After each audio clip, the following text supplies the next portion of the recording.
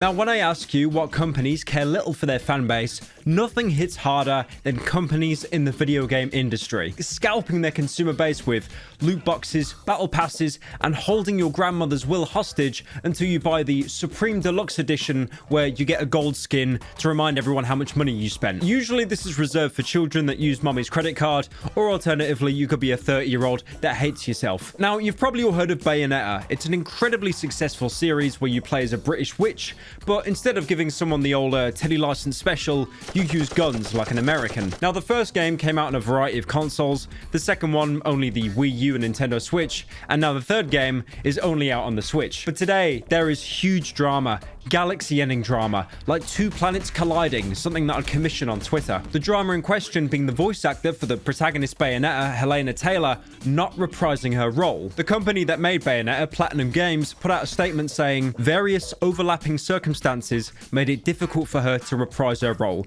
You know, the usual legal jargon that says a lot but means absolutely nothing. Well, it would have ended there, but Helena came out herself on Twitter to say that she was offered $4,000 to reprise her role. What did they offer to pay me? The final offer to do the whole game as a buyout, a flat rate, was $4,000 US. You know, $4,000 for an indie project or something? Okay, I mean, it's not too bad. For example, Hunt Down the Freeman. I would have took $4,000.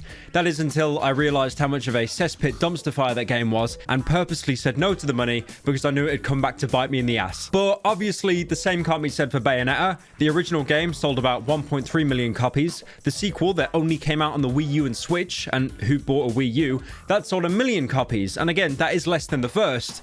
But a game that is only being sold on basically one console, people are buying a game on the Switch that isn't Mario or Animal Crossing. That is amazing. Koopas. Okay, I mean, that's not all true. We've got Zelda as well. I played a total of 15 minutes of that. Now, Helena took to Twitter saying, apart from the fact that she was only being offered $4,000, the previous Bayonetta made $450 million approximately, and that's not even including merch sales. Companies like Disney and Pixar, when they release merch, that basically makes more money than the entire film. I do want to say as well, she was offered $4,000 as a flat rate. A lot of people in the industry, they do these kind of backroom deals where they say, okay, I'll take a pay cut, but in return, I am taking a direct percentage profit of the film. This has happened a lot. For example, Tom Hanks with Forrest Gump. He basically waived his entire salary. In exchange, in his contract, he would get a certain percentage cut of the film. And because the film did so well, he made like 15 times what he would have got from his salary alone. Alabama!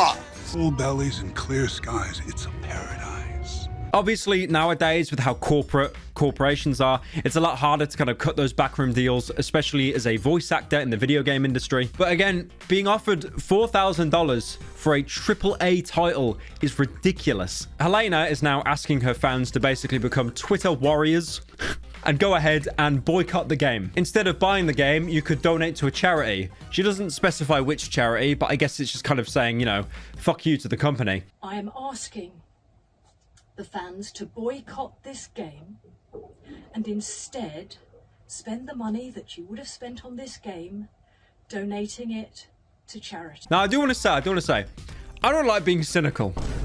I don't know where people got this idea from that I like to be a cynical person, but the fact that you are asking the Nintendo fan base to do something against Nintendo, that will never happen. Nintendo is one of the most diehard fan bases I can imagine. Mario could take a shit in his hat and then make you eat it, and the Nintendo fan base would just gobble it up because they're close to interacting with Mario. I understand that PS5 has no games, Xbox unironically has no games, but time and time again, people will god defend Nintendo no matter how many bad decisions they make that directly affect their consumer base. She also went on to say Platinum Games basically flat out lied by implying, oh, we couldn't have Helena. She has such a busy schedule. I mean, not to be a dick here, but if you go onto her IMDb page, she doesn't exactly have the most huge portfolio. Pretty much 90% of everything she's done is Bayonetta. And if not Bayonetta, then she played Bayonetta as a cameo in other games, like for example, Super Smash Bros. Now, Bayonetta's creator, Hideki Kamiya, I'm pretty sure I'm butchering that, but whatever. He said, sad and deplorable about the attitude of untruth. That's what all I can tell now.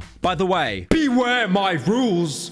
Now, you're probably thinking, okay, he's Japanese, there's a bit of a language barrier, but Hideki has one of the most aggressive Twitter followings I've ever seen. He is known for having thousands of people blocked. If you tweet at him with even a compliment about your game, he will give you a one-word reply and then instantly block you. He's probably one of the few people on Twitter to actually have a bigger block list than Keemstar. If you tweet at him as an insult, a roast, or a compliment, you will be blocked. That was up until about 15 minutes ago before I started recording this video, and I found out that Hideki has actually deactivated his Twitter because of all the hate he was getting. Keep in mind, I said deactivated, not deleted his account, because no one ever truly leaves on Twitter. You get deactivated, you get suspended, you just come back under another account.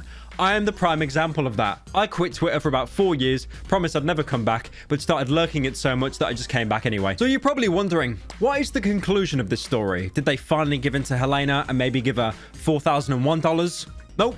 They completely scrapped her, kicked her out of the franchise, and instead hired Jennifer Hale to voice act her. You most likely know Jennifer Hale from the Mass Effect trilogy, where you played as Femme Shepard because you were either trans or wanted to stare at a woman's ass for 40 hours at a time. Never thought I'd say it, but I'm looking forward to killing myself. Now, if anyone's wondering, I'm not going to join in the boycott Bayonetta because I've never played a Bayonetta game in my life and I don't plan to. I think the closest game I've ever played to it was an Xbox 360 demo of Devil May Cry 4. And in that game, I got sick to death because I realized using the pistols, you had no chance of killing a single enemy. Look, okay, I get it. I know it's combo juggling or whatever buzzword you want to use. I was 12 years old. At the time, I was too busy playing Viva Pinata and developing several mental illnesses.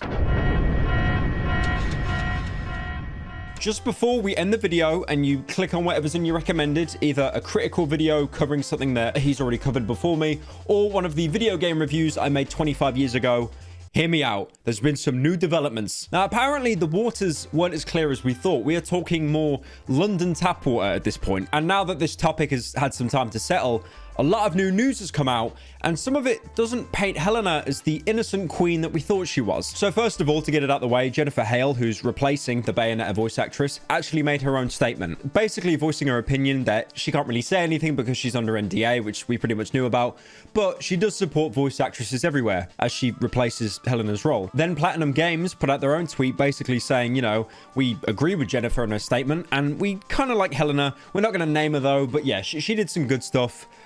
Goodbye. And again, this doesn't really seem like news, not really anything worth talking about, but remember that $4,000 she was being offered that kicked up such a stink? Apparently it was a little bit more than that. Not by much, but it was a little bit more. Now, an article came out basically saying that Helena was offered $4,000, but that was across 6 individual recording sessions. Each would have spanned 4 to 5 hours. So for 4 to 5 hours of work, she would have got about $4,000, times that by 6. So basically she would have ended up with about $14,000 instead of $4,000. So that would mean when Helena came out about Platinum Games, she was being honest, but only to an extent, and allegedly wanted a 6-figure sum and also royalties of the game. Some of you might say it's a little bit greedy, but you know, I mean, she is the face, or more like the voice of Bayonetta, and she's been with the franchise since the very beginning. And honestly, think about it, the new Bayonetta will make hundreds of millions of dollars in, if not the game sales, then advertising and merch, and also the fact that she's the voice of pretty much every single person on the planet who has a depraved mommy kink. Now, Helena has actually clapped back on this report, saying it's complete BS, and everything that she said in the original video that I shown earlier still holds true. So the problem is now it's kind of up in the air. Do we believe Helena, or do we believe, you know, this random report that came out, which was like a collab with Bloomberg? Bloomberg are the people who you need to pay to read their articles. No one below the age of 30 is doing that, believe me. I think the only thing I can say is there's been some more reports that have came out, and unfortunately, voice actors in the industry, they get shafted a lot. They do not get a good deal. So apparently there was like a union that was formed around voice actors, and all that they did was make sure that you get at least $1,000 per recording session. That's it.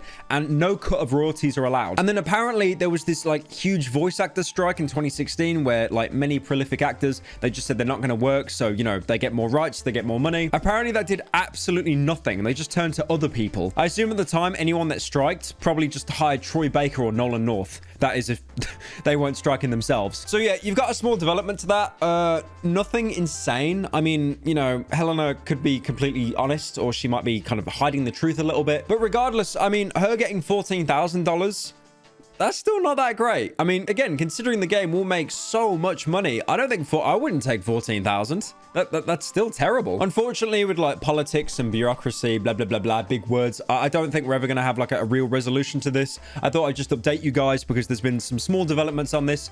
It's kind of like that chess story where you find out the guy had a butt plug and now he's like suing him for hundreds of millions. Actually, no, I'm going to do a video on that. Hey, we're going to do a video on that. I'm going to do a video on that right now.